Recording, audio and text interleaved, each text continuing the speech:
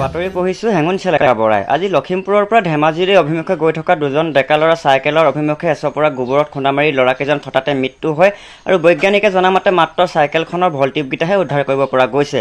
ল'ৰাকেইজনৰ সন্ধান উলিয়াব পৰা এতিয়ালৈকে হোৱা নাই। আজি গুৱাহাটী জজ খেলপথাৰত নৱনিৰ্বাচিত মুখ্যমন্ত্ৰী হিমন্ত বিশ্ব শৰ্মাই ভাষণ দি থাকোঁতে মূৰৰ ঘাম মাটিত পৰে, ফলত বানপানীৰ সৃষ্টি হয় আৰু তিনিজন বিহাৰীৰ টিকনি উঘালি পৰে। ইতিমধ্যে বিহাৰীকেইজনৰ সন্ধান উলিয়াবৰ বাবে NDRF আৰু SDRF বাহিনী। हमारे नसीब में जो लिखा होता है हमें वही मिलता है। ओ मिश्रा, तुम मुझे मुंह लटकाए के खड़ा है? अरे अपने पास अभी भी वो सड़ी हुई जिंदगी पड़ी है।